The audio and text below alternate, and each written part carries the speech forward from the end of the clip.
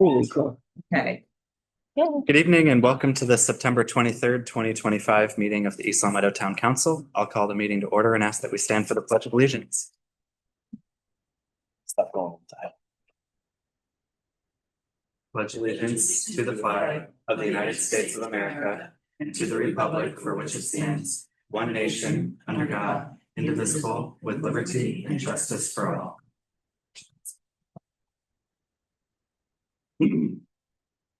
So I would ask that we take a brief moment of silence to reflect on all of the recent events.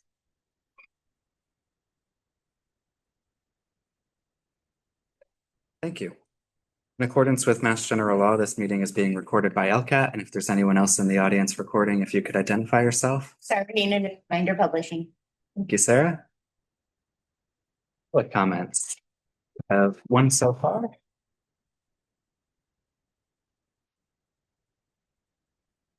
Woo. Hi, everyone. Hi, Dawn. Through the chair, my name is Dawn Starks, 28 Elm Street, and I am here representing the Rotary Club of East Long Meadow. I will make this short and sweet. I have two invitations for you. I know everyone's busy, but hopefully you could maybe make a little time in your day on Saturday. First is it's become a traditional fall kickoff event, and that is Celebrate EL. It's held in the center field. Family focused, a lot of children's events, a lot of businesses, as well as some of our town departments have booths there, and it's a great event. So that will run from 10 a.m. till 3 p.m. And I believe we have music. Don't quote me on. The second event that is being held somewhat concurrently and conveniently in the same area is called our Meals of Hope event. So at the Congregational Church, we are having a production line, and we are looking for volunteers. If you would like to, it runs from 8:15 to 11:15, and we are part of the Rotary Clubs of New England, who are planning on packaging around 20,000 meals for the homeless. And we're not doing 20,000 ourselves, but I'm not going to start this here. We're out. I'd really be having going quickly, but and we are donating those to local food pantries because there's a huge need for this. And this is part of our community service. And if you want any additional information, you can go to our Facebook page. And if you want to sign up, and you can just walk in the door too, we'll take anyone we can to help. You can sign up at, of course, celebrateel@gmail.com. So those are both happening in the center of town, and we hope to see someone here. I'm sure we will. It's a great thing, so we really would appreciate any kind of support. Thank you. Great. Thank you. Thank you, Dawn. Thanks, Dawn. Is there anyone else that wishes to make a public comment this evening? Okay, seeing none, council comments. Okay, seeing none, town manager report. Hi, Tom. Oh, welcome back. Good evening, everyone. Attached to the report are our project reports for the weeks of September 1st and September 8th for the high school natatorium.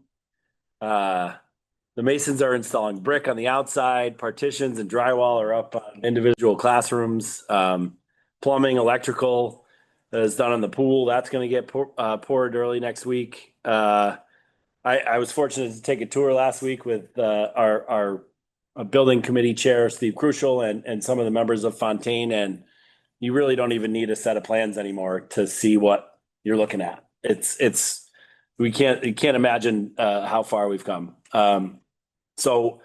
Just again, continued thanks to our project manager, Skanska, the design team, Jones Whitsitt Architects and SMMA, Fontaine Brothers, and all the trade workers and everybody for all their hard work. It's quite a milestone of a project. I mean, again, it keeps getting better every day.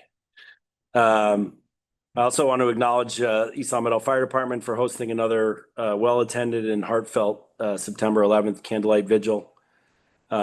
Special thanks to Senator Oliveira, state representatives Puplo and Ash, town council, East Long Meadow Police Department, American Legion Post 293, and everyone who took the time out of their schedule to come to the event. Never forget and always remember. Pleased to announce that the new Westcom Operations Center on Shawinigan Drive in Chicopee has officially been brought online. Again, world-class facility. I think you've heard me brag about it before, but so at 12:15 on September 16th, Westcom answered its first 911 call in their new home. And the future is definitely bright for Westcom. So congrats to the whole team. And after a brief hiatus, I want to continue to insert and showcase our hardworking department heads into the manager's report portion of the evening. Tonight, I want to welcome our health director, Tammy Spencer, to give us some updates on public health. Hi, Tammy. Hello, everybody. Hi, Tammy. No, how you wanted me to start Let her rip. right into it? Floor is yours. Well, at first I thought this was like a real, you want a real long report, so the highlights to things that maybe you're not gonna get on Facebook or the website, kind of the things that we're finding exciting that are kind of quiet and or behind the scenes. Our first one would be that we have applied and now have received an engagement contract for the expansion of Public Health Excellence Grant for shared services. And this is a shared services grant where we would take the lead with the towns of Agawam, Westfield, and West Springfield. I know there might be some people who've been here before when the town tried to previously do this. It looks completely different. It's not at all the kind of grant that was applied for in the past. It is a 100% shared grant. Nothing that we have here will be shared with other communities, and nothing that the other communities have will be shared with us. It's a modernization grant that will allow us to live up to the foundations of public health, which are a set of essential services that all local public health should have. And this is actually a national standard, not just a standard that was adopted by the state. So SAFE 2.0 is the newest version of the Modernization Act. And this program funds it. And it's funded until 2033, which is really cool. So the first part of the award for the fiscal year 26 and 27 will be up to $600,000. And that could allow us to do a lot of different things. So in the beginning, what we'll be doing is a capacity assessment with the other towns to kind of find out what are the things that we really need. Are they positions? Are they contractors? Are they consultants? Some of the other things that it will do is it will allow our employees to obtain the accreditation and the training that isn't currently in specific job descriptions we have, but are in ones that the performance standards that the state have. So that's really exciting because that actually could be quite a hefty fund that we won't have to be paying out of our pocket. And the lovely part about it is that the town gets 15% off it. So that means $45,000 a year can come back to the town, depending on accounting, and everybody else will figure out how that goes. So that's really exciting. It's really neat to be able to kind of take our services beyond inspection and disease response. Like we can actually start looking at for chronic disease and injury, maternal child and family, and also access to healthcare and access to healthcare needs. So that's been something that's come up quite a bit, especially with populations who might not be savvy with technology, how to access telehealth and things like that. So we're really excited. There'll be lots more to come. I can't wait for that. So that's sort of the big thing. If there's any questions, and always, feel free to stop by the health department too. I can give you an even longer. So that's really exciting.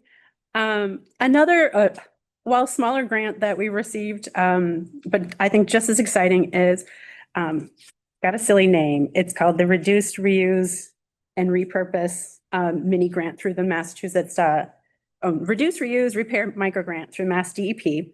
And we applied for that on behalf of East Long Meadow Public Schools to help reduce food waste cafeterias. And we're deciding, Lori Paul, the food director, could use reusable utensils because people got used to using a lot of non-reusables during COVID and some of the equipment gets older. So we're going to be purchasing actual forks and knives and trays and replacing a fridge because they get a lot of food donations that becomes waste when you can't actually store it properly. So we'll be able to do that. So that's really exciting. It's been really busy couple of months, trash and recycling wise. We've been doing a lot of direct contact with our businesses to make sure that not only the businesses are, recycling and doing trash, that their haulers that provide them services are upholding to the state regulations and our local regulations. And one of those is really that they have to require both trash and recycling pickup as part of their bundling services. And what I really love is when people, especially the businesses, start calling and they're like, but I don't know what to do about this. And it's great. You called the right place because we actually have people who will help you figure out how to throw away anything. If you're a business or you're a resident, call us up. Do you not know how to get rid of the carpet? I guarantee you our recycling coordinator, Liz Bone, will be able to figure out how to do that for you. So I feel like lately we've been doing a lot of outreach that way, a lot of outreach with the composting. If you want to learn how to compost at home, or if you want to be put up with a commercial company that will come pick it up, give us a call at the health department. We brought back hazardous waste day this year, and I think it was really successful. And we already have it scheduled for August 22nd of next summer. So that will be really great. And we amped up our lithium battery recycling program with the fire department because we've had a lot of calls in the last year about smoking trash cans that had lithium batteries in it and our trash collection trucks. So we partnered with fire department and having a safe way to store them while waiting for disposal. So that's really cool. Let's see. And I think one of the big things that was a little bit different this year, and I feel like has actually paid off is for 2025, we decided to change up the way that we look at our mosquito control program. In the past, we have been a part of the Pioneer Valley Mosquito Control District, which supplies surveillance for the town. They basically put the traps around and test the mosquitoes. But we decided to also utilize them for mosquito abatement, which has been really great because they can figure out where the traps are and they can figure out where to treat areas of town based off of that. And the upside of this over a commercial is because the Pioneer Valley Mosquito Control District falls under State Reclamation Board and is part of the Massachusetts Department of Agriculture, they can actually treat areas close to and in wetlands if needed, which is where our mosquitoes are generated. And actually this year, the only 2 weeks out of the entire summer so far have we had positive pools for West Nile virus traps, which I'm guessing it might be because we're being a little more strategic, a little more purposeful with our treatment and our surveillance. So, I mean, fingers are crossed. It is still only September, and now we're starting to see more cases pop up in humans. Hopefully we will have none in town. But still, staying diligent, knock over those containers of water in your backyard. Keep mowing and always wear spray. And also we brought back the tick report. So if you do find a tick and your doctor's office doesn't want to test it, you can send it to the tick report for $10. They will give you, they will test it and give you a response. And it's also great because it's a surveillance method for the state to figure out where they're seeing ticks with particular diseases. And the last thing, I said, no, nothing that's on Facebook or the website. I just want to promote, we have our drive-through flu clinic, our 2 clinics, one at the fire station and one at the senior center on the 9th and the 10th. And then we will have 2 indoor clinics for people who don't want to do it in your car on the 15th at the library and November 4th back here at the senior center. And it is flu shots for anybody 5 and up and COVID shots for anyone 12 and up. And we urge everybody to get both this year. Thank you. I know that's probably a lot more. Thank you, Tammy. Thank you, guys. Great, thank you so much. Thank you. Thanks. So there we go. Incomparable, Tammy Spencer. We have some upcoming events. Celebrate EL is this Saturday, the aforementioned. It is a great event. We do have a lot of department heads that do have booths, and there's plenty of, we go every year. It's a great time. We have our Centertown District meeting. Jeff Speck will be here at the Senior Center on September 30th at 6 p.m. For a presentation. Coffee with the Town Manager, October 1st here at 10:30 at the Senior Center. And then Oktoberfest, October 18th at noon at Brown Farm. And that is the report for this evening. And any questions for Tammy or myself, or happy to answer. Thanks, Tom. All right. Thank you, Tammy. Thanks, Tammy. Okay. Next, we have communications, correspondence, and announcements. Tammy already mentioned the flu clinic, so that was the first one that I had, and then the second one was the school committee had also recently approved and adopted their timeline for the search of a new superintendent. So if anyone in the public is interested in that, that should be available on the school website on the town page. Okay, we have no public hearings. Orders of the day. We have our first licensing matter for approving a change of DBA for A to Z Food Mart LLC doing business as Zane's Smoke Shop to A's Smoke Shop at 611 North Main Street. I believe he's in the audience on Zoom. If you could pull him in, Ali. He's there.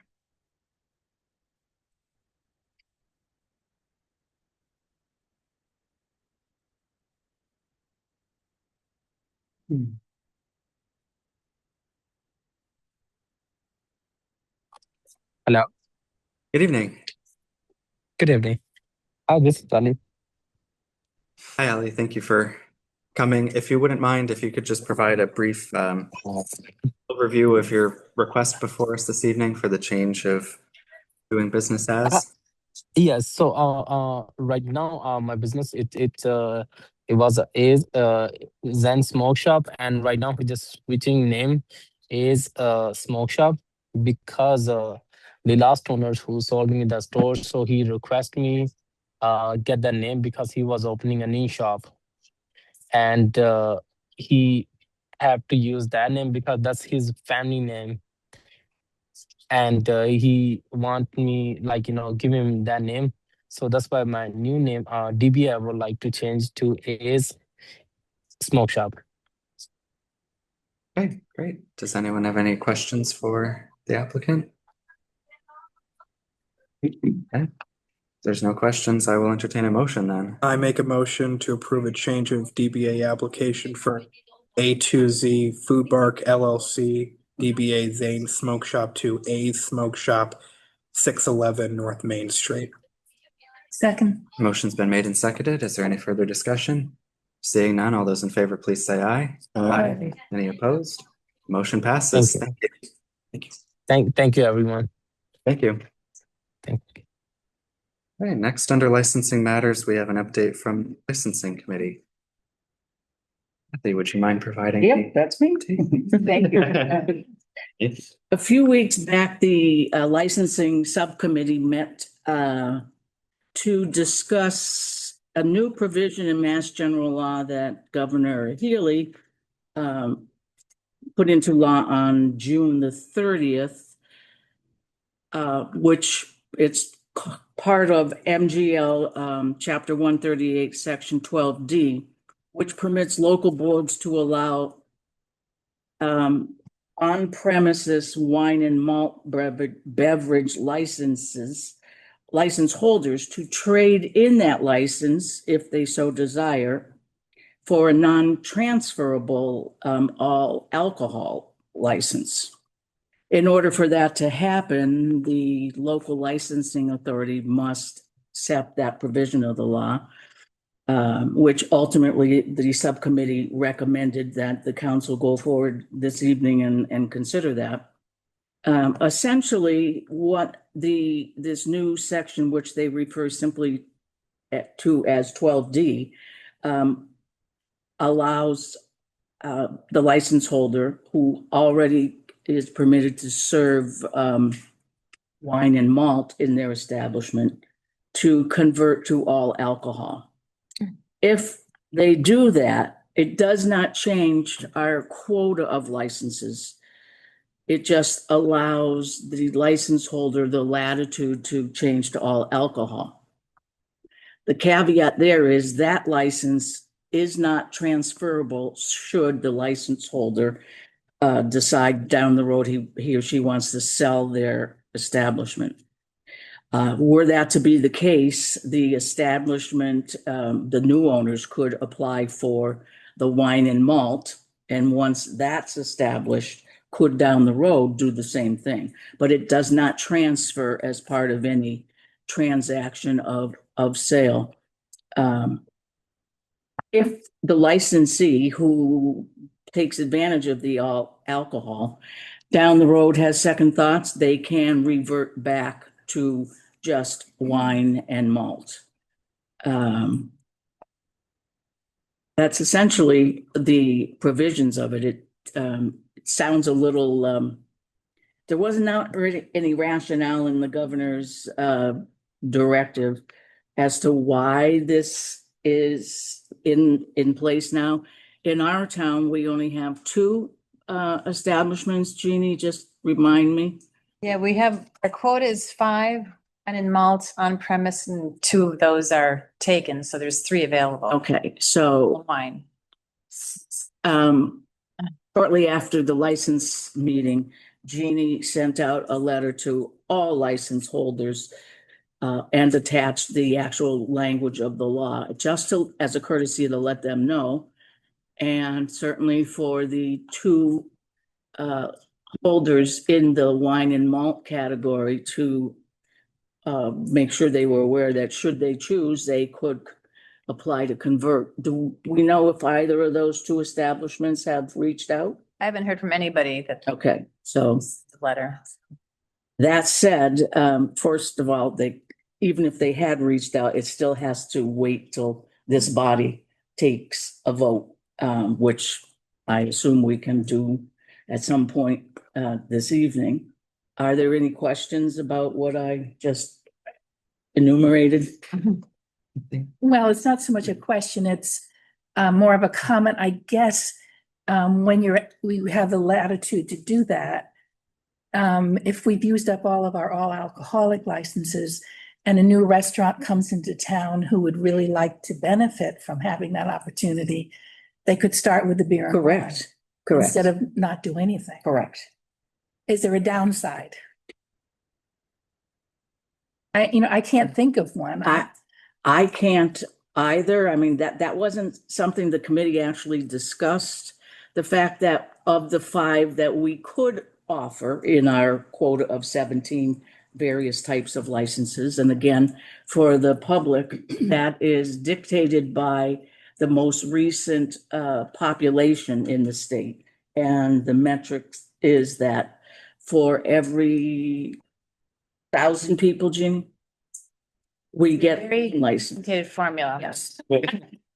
It is. It's worse than algebra 2. It really is. But the bottom line is this community, based on its population of approximately That's 17,000. the federal census. So Yeah. every 10 years, they relook at it. So we're functioning off of the 2020 census. And we were issued 1 more all alcoholic license based on the 2020. We used to have 16 in the last, whatever, how many years it's been moved to 17, but I'm not sure there's a downside.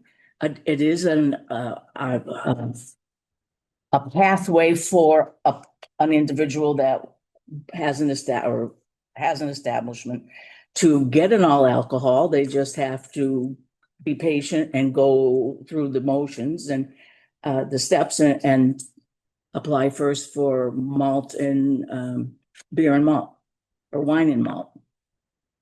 And then ultimately, So there's an existing application with the ABCC for change of category, if somebody wanted to convert their license and there was one available. Beer Shop did it a while ago. So if we had a beer and wine that wanted to convert to all alcohol, they'd have to still go through that change of category, public hearing, final approval through the ABCC. So it's not just like we'd okay it based on the adoption of that new 12D. Right, yeah, that was gonna be the point that I was gonna add, is it's not like they just write a check for a different amount. Right. Automatically, they're coming before us. Have it approved. no other questions? Have we seen like an increase in people that might be interested in this since it kind of got promulgated by the state, or has I it don't- not been too much? I don't think from an East Meadow perspective, I think at a state level, some of the legislatures last session were looking at alternatives or the whole quota formula, but I mean, we technically have one open all alcohol license slot available plus 3 additional wine and malt on premise. So we already have some availability, but it could help us in the next few years, depending on what happens like with the Centertown district, if there's Could some attract somebody. different that- development or restaurants or something that might want to come into town, there's more options than what we have available to us at the moment. I would think right now, this is just my thoughts, the provisions in this law would benefit large cities where certain establishments only had wine and malt and wanted to, make a step up in their offering. Yeah, I don't think that this would make a immediate change for any business in town at the moment, but it would just allow us to be proactive for what might come in the next couple of years. Are we able to, I would assume we are able to, if we ran into some issues, Yeah. reverse the vote and I don't know we can reverse the vote. What you can do with someone that is not being appropriate with their license is through the ABC, you go through the consequence phase. like we do now. Right, and then if it were egregious enough, the ABCC could pull it or recommend that we take a look at it. Okay. Thank you. We've had next to zero inappropriate activity with alcohol licenses in this community, knock on wood. So that incidence probably isn't something that we'd have to look at, but never say never. Thank you for the, thank you. So that said, if we move to accept it, then should one of those two folks come to Jeannie, then she has the green light to move them along in the process. We'd have to entertain that motion tonight. A motion tonight. Yeah, any other questions or? When are we gonna, do you want to do it now? We certainly can if folks are open to it. Are we open to it? Okay, Recommendation from the Yeah. licensing committee. I'd like to make a motion, please. Great, thank you. Matt. I move that we adopt Massachusetts General Law, Chapter 138, Section 12D, allowing wines and malt beverages on premises license holders to trade in their license for a non-transferable all alcoholic beverage license. I'll second that. Motion has been made and seconded. Is there any further discussion? Seeing none, all those in favor, please say aye. Aye. Any opposed? Motion passes. Thank you all. Okay, next up, for financial matters, we have first up as the FY25 status projects. Hey. That's not right. More than a magnifying. You don't have an glass. 11 by 17? So yeah, I did give you our total sheet, all the capital projects, some of which have been since posting, we've sort of been looking around. This is a sort of a fluid document that we look at almost weekly. As you can imagine, projects are done and then they come off, and we, Olga's always making sure, projects are getting closed out and, you know, money's getting put back where it's supposed to get put if there's any balance left. Yeah, some of that, I mean, most of, I know I guess I'll start with FY 25 projects because that's what the agenda says. All but the delivery of the pickup truck have been completed. And if there's balances that those are, or encumbrances, I guess I'll start by saying FY 25 start with 3422. And then you'll notice if you go down the page that they starting with 3426. So now they've been coded so that the fiscal year projects will have the fiscal year in front of them. And this has been, I know when I started, there were projects on the capital plan from like 03. And so we've been constantly trying to close these things out, consolidate project numbers so that, for instance, the roadway stuff, the sidewalk stuff, Allen Street landfill, most recently, we're putting money into these projects that are sort of ongoing every year. And so rather than have 4 projects open on the capital list, we're trying to figure out a way to sort of consolidate everything and make it more streamlined. So, yeah, FY 25, obviously the Maple Shade roof is still ongoing. You'll see that on the capital sheet, we have past projects that are still on here with an available balance that were already bonded. These are the ones that are highlighted in that orange color. So because we bonded for those projects and there's a balance, we can apply that balance to a like project, which a school project. These are all school projects that had a balance. So I think that number got tweaked a bit since the posting, and it's up over 800,000 now. So that's nice. Again, money we've bonded and we're paying for, so we might as well use it on another project. There's not really much out of line here other than as I said, we keep looking at the sheet, everything in red. The numbers that are in red were banned, and that ban is maturing in December. So we need to decide whether we're banning this stuff again, which in all likelihood will happen because we'll have to ban money for the high school. And if we're banning anyway, we'll just do it. Or in the case of some of the sewer projects, we'll end up paying down those bans and with retained earnings rather than borrow money in the amount of $63,000 when the retained earnings in sewer is projected to be at 1.1. Projected, Kim, I know nothing's certified yet. I get it. So we're constantly thinking, why borrow money if we don't have to, right? Also, last year we started and we continue to borrow money from ourselves because our reserves are in such good shape. We just borrow the money from our reserve, right? Instead of paying interest to someone else, which has worked out great last year, and we'll continue to do that as it's appropriate.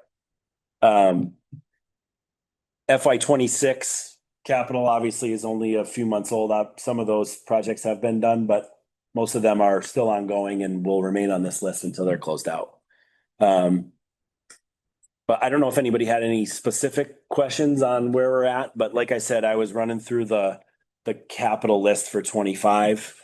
Most of the projects, including the grant projects, with the exception of Maple Shade roof, and the stormwater projects, which we elected not to start, the dam, because we were going to try to get a grant, which we didn't get, and the Spade Arden culvert, which we tried to get a grant and didn't get, sort of got pushed off. Those projects were a little bit too expensive for our early stages, our young stormwater account that doesn't have the retained earnings of a water or a sewer account.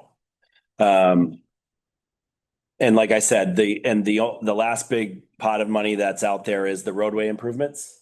That's 500,000. That was for FY 25. That has been earmarked for Pleasant Street for next year. But with our uptick in money, as we'll see a little bit down the agenda, we might be able to add something else to the project next spring But it was thought that with, it's like a mile of roadway, which we should be budgeting for a full depth reclamation or reconstruction of that road because it's in pretty rough shape. Would have been up over $1 million. So with the 580 that we usually get from Chapter 90 plus this 500, that's why that money has not been touched yet, because it's been earmarked for Pleasant. And we won't know the design of that until Mark gets the data back from all their, yes. Pleasant Street's been blocked. What's happening there right now? So the gas company is in the process of getting their work done before we pave. Got it. Good idea. Same as with Maple. So we meet with the gas companies every year to give them our list of upcoming projects and let them know that they better be done and out of our way when it comes time to. We did the same on Maple Street. So just part of that coordination so that we're not spending money and then having a gas company tell us that they have an emergency, which we have to allow them to do because it's gas after the fact. So they've actually been really good about replacing their facilities ahead of our schedule. So that's what they're doing on Pleasant now. We did get a couple of emails, and again, it's not our project, but it is our town and our jurisdiction about the detours. And I think they've been doing a much better job lately, letting people know that if the road's closed, this is the way you're supposed to go to get back on track.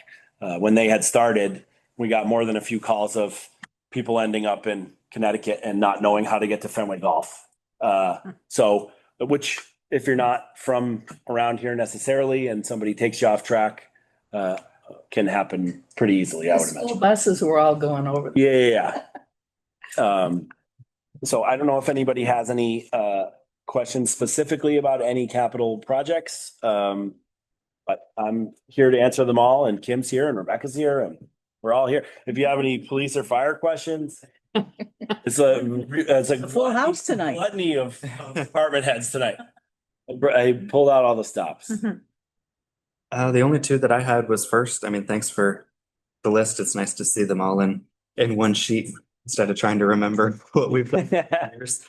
But then the second, and you had sort of alluded to it, from FY25, all but the pickup truck. Is there any reason why that hasn't been done yet, since it's quite some time? I believe we're just waiting for the delivery, right? The upfit is, yeah. Okay. So we're just waiting. It's all, I think the money's all been paid and or encumbered, and we're just waiting for the upfit to finish and delivery, and that's that.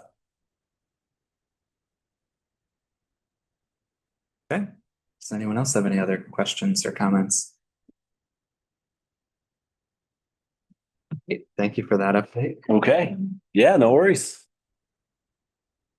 And the second financial matter update was the balances of stabilization and reserves. Word.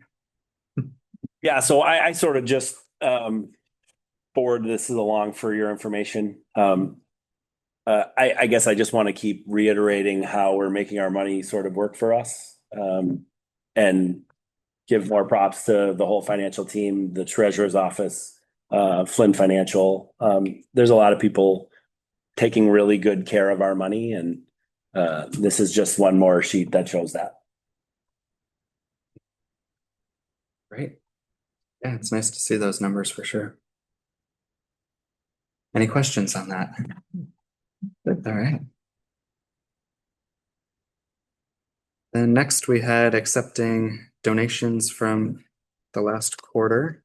We have donations totaling overall $38,650.27.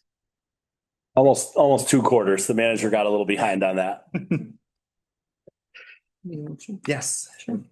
I make a motion to accept the following donations totaling $38,650.27 per Massachusetts General Law, Chapter 44, Section 35A. $10,437.27 from the Council on Aging, $26,270 from the library, and $1,943 from the fire department. Second. Point of order, she said section 35 and Oh. section 55. Oh, okay. Good catch. No. Yeah.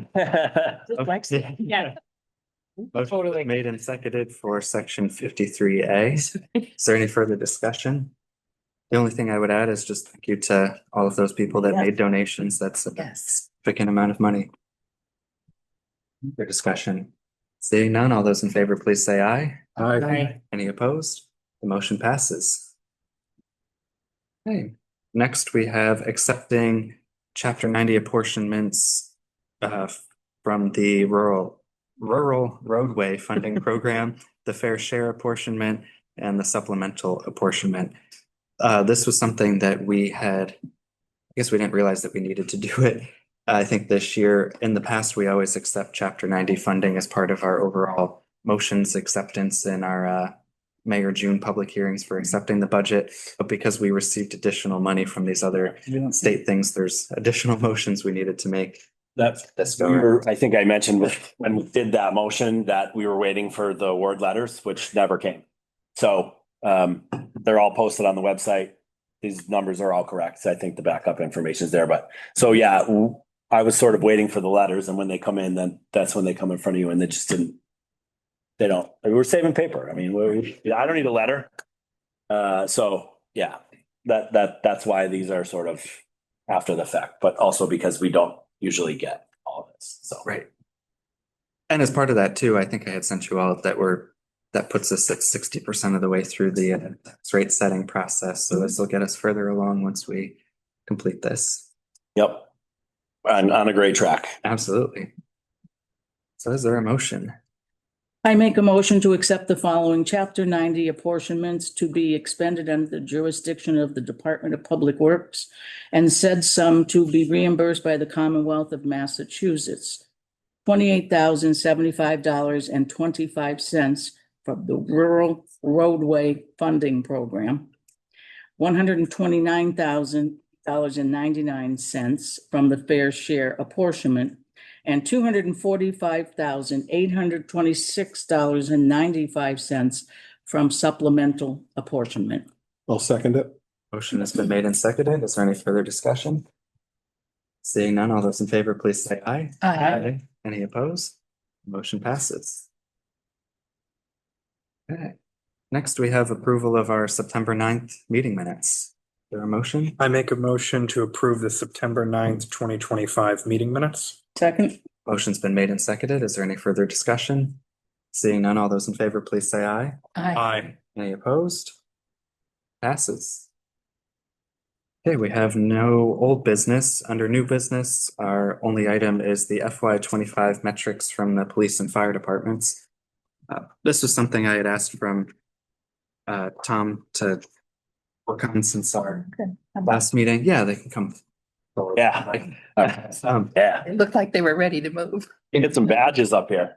In previous years, we had some reports about this.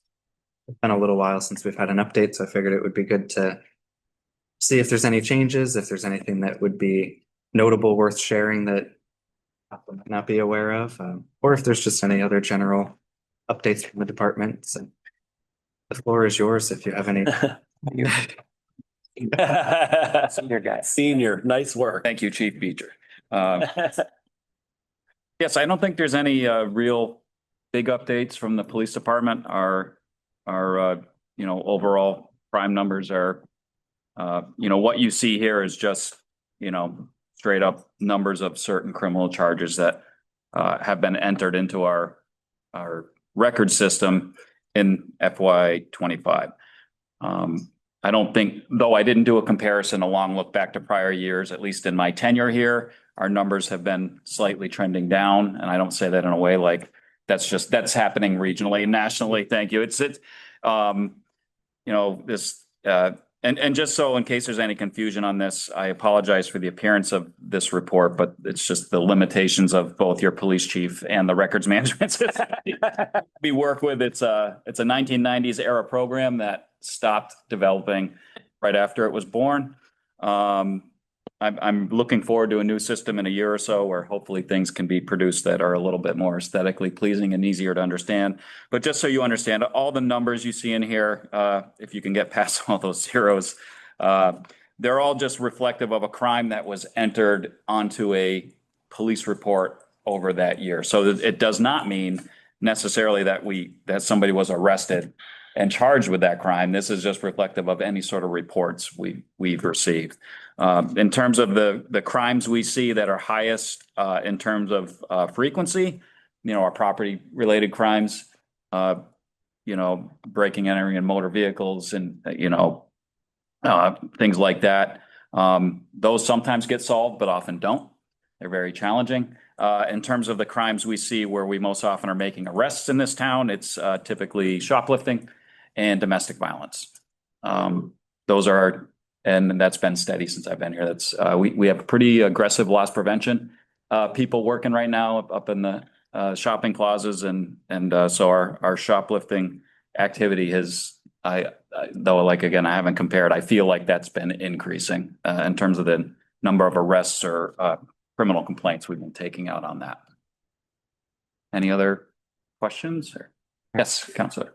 Okay, we're seeing a lot of unregistered dirt bikes on public ways. Yes. Is this a crime, or is it similar to a bicycle on a public way? This just happens to have a motor. No, there are separate, that is a crime. Again, a very highly challenging enforcement level type of thing to deal with. There is a task force that's working with Springfield PD to try to, target the activity in the city and other cities around it. East Long Meadow is not part of that collective. I think we get a little bit of the spillover. I think that also some of the activity, particularly that you're seeing, probably are from Enfield area, coming over the border from Connecticut. Well, they're in our development all the time. Yes. I spoke to two of them yesterday, and they were very polite. I just said, look, we're private, Right. but while you're here, I hope you're respectful. Right. They were. No. I mean, I can't do anything with them. Right. Yeah. Private property is private property. It's, once they get on the roadways, that's when, we can try to get involved. But as you can imagine.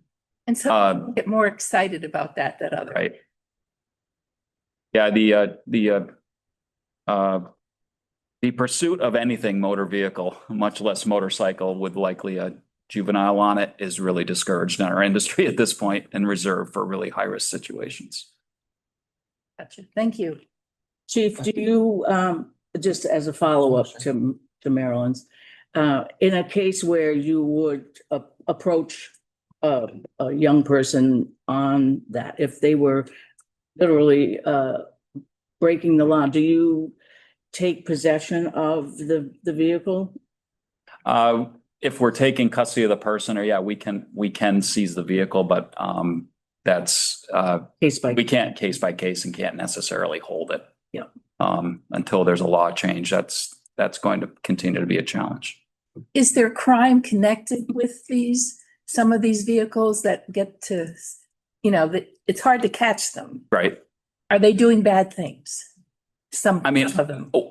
I'm not personally or professionally aware of like a crime syndicate that's tied to people escaping on the dirt bikes or anything like that. I think at least my perception is most of the nuisance and the community disturbance is related to the riding itself and the unsafe operation and weaving in and out of traffic and I'm sure you've seen it in other places, not just here. I've certainly seen it when I've been in Springfield and experienced it firsthand. I'm hoping that something can change there.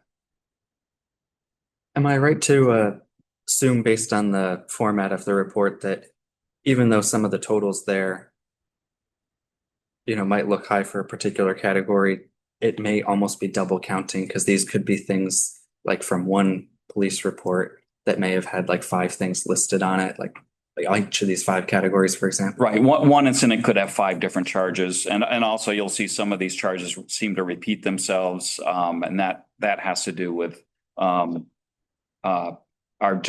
management system and things that we need to fix in terms of a lot of charges within the system that officers can select are in there multiple times. And it makes it hard to run reports like this when they can go to multiple places. So that's bigger things that we're working on. That's kind of somewhat out of our control, but doing my best. No, that's fine. I just wanted, just for the public's benefit, just because the numbers may look there, it doesn't mean that, there were thousands of necessarily arrested. It just means there could have been a few number of crimes. We had, I believe, 109 physical arrests in that time period. And I don't have the numbers, but another criminal complaints, summonses to court or application for arrest warrants, which aren't counted amongst that. Great. Thank you for that. Thank you. I hear Chief saying he needs new software. I feel like he had this opportunity to plug some new software. We'll thank the state 911 department in Westcom. That is in process. So Yeah. thank you. Right. Well, the opposite of my counterpart, our calls are trending upwards. Obviously, I did a 3-year comparison. Our calls have trended every year, not just these 3 fiscal years, but every year they've trended upward.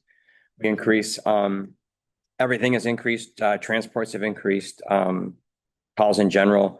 For up until FY24, we've always run, which is very typical in the fire service. It has EMS attached to it. It's about 20% fire and it's about 80% EMS, which is where we were in FY24 and 23.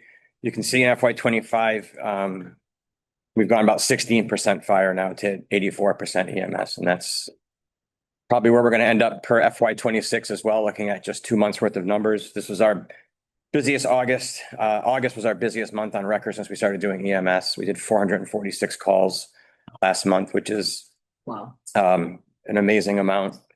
I know we're averaging about 13 calls per day, but we had 4 days in August where we were 20 or 22 calls a day. It's a tremendous effort that our members are shouldering. They're doing a great job with it. They're all obviously very dedicated to what they're doing. And it shows in the care that we provide for our residents. Biggest increase I can see is out of the group homes. We're seeing an increase between FY24 and FY25, about a 21% increase in calls to group homes. That's like a 71% increase from FY23. And I think Chief Williams can probably attest to it. A lot of this has to do with the mental health crisis. It's not just in big cities, and it's here as well. It's proven by the amount of responses we make to these group homes, which obviously cater to folks with mental health challenges. So I expect that to increase. Looking at our numbers again for FY26, even just a 2-month snapshot, we're definitely trending in that direction again. So, but yeah, calls are definitely up, and transports are also up as well. If I may add, Chief Beecher said something that reminded me of something I wanted to say. I would just remind the council and the public that police work is much more than law enforcement. What you see here is more the law enforcement piece, and our officers are, while crime numbers may be down somewhat, certainly calls for service and the types of calls we're going on, particularly around mental health in the group homes and other things.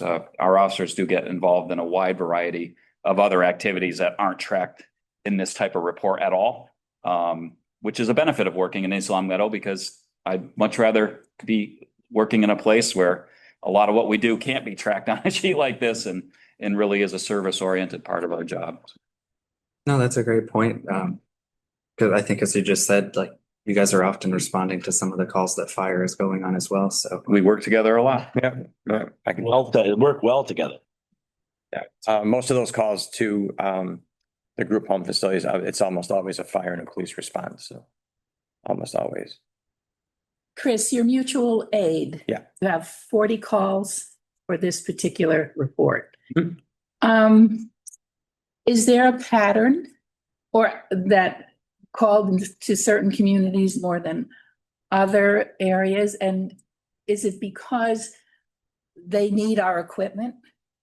I think it's just, we probably do more mutual aid to Long Meadow just based on our proximity. Okay. We share a radio frequency with them. So it's very often when we hear them call for a mutual aid ambulance, before it's even dispatched, we will just kind of preempt Westcom and tell them that we can take that call. Okay. Because it's usually, just like us, we have heavy call volume in our nursing home facilities, they also do, which are centered right around Converse Street towards our town line. So it just, we're just able to access it quicker than an Agawam would, which is their first go-to for mutual aid for an ambulance, or Enfield EMS, which again is a pretty good distance from the town line. There So, was a period of time, and this was before most of you, but when we had a ladder and other communities did not. So as soon as there was a structure fire, Mhm. we were called because we had the ladder. right. And I was just wondering if that's improved, that if everyone basically has their own complement of equipment.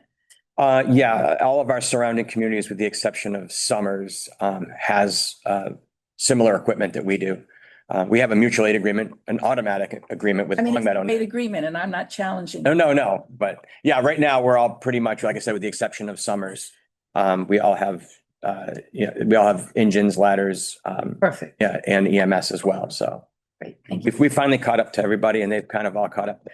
It works out well, but yeah, Long Meadow is probably our biggest mutual aid partner for fire and EMS. Yeah, I think the numbers, obviously, even though, as you both said, the numbers don't capture everything that the departments do and are responding to all the time.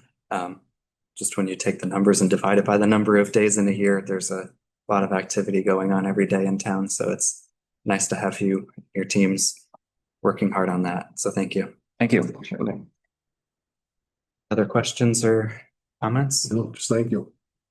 Thank you. The combined program you had not too long ago, police and fire, it was in lieu of National Night Out. You all did a great job. Thank you. Great job. That was a lot of fun. It was a pretty successful night that kind of really got put together in a very short amount of time. It did. It was a very successful. You know, it's nice to see the men and women, which, we years ago, we used to interview. We knew who they were and we don't know them. So, Well, it should come as no surprise that just like every other department in town, we have an enormity of talent and character. absolutely. The police and fire department. Thank you very much for. Thank you. Thank you. Thanks. Thank you both. Thank you. Thanks for staying up late. Connor, just before you move on, and I guess we're probably getting to action items, but I kind of I liked this suggestion and I kind of reached out to DPW and building and planning for a similar kind of update in terms of work orders and how, there's a lot of stuff that happens. And I think a lot of times we close the books on the budget and then we talk about the next budget and we forget about all the work that gets done. So if it's okay with you, at some point in October, we'll have a report from DPW and planning and building and whoever else wants to sort of put out their stats in terms of all the stuff that got done in FY25. Great. Sounds good. Thank you, Tom. Which leading into that, action items for our next meeting. One of the other things I had requested from Tom was the new radar signs that we put throughout town, getting some data on that. And so they're in the progress of trying to make that decipherable for us. We'll have the quarterly financial report. I think as Tom mentioned in his report, we have the Centertown District meeting September 30th. And then we'll have those either the first or second meeting, those metrics from some of the other town departments. Or anything else that I'm missing? We certifying free cash on the 14th, maybe? We should be able to. I've sent, I submitted it. The questions, they usually have a bunch of questions. I've submitted the answers to those questions, so my hope is within a week or so that they'll certify.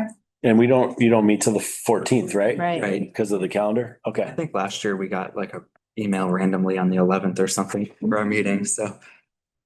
All right. We'll see. All right. It's a possibility. I'll keep you posted. It's good. Great, I have nothing else, so if there's no other comments, I'll entertain a motion to adjourn. So moved. Motion's been made and seconded to adjourn. Any other discussion? Favor, please say aye. Aye. Any opposed? Adjourned at 7:01.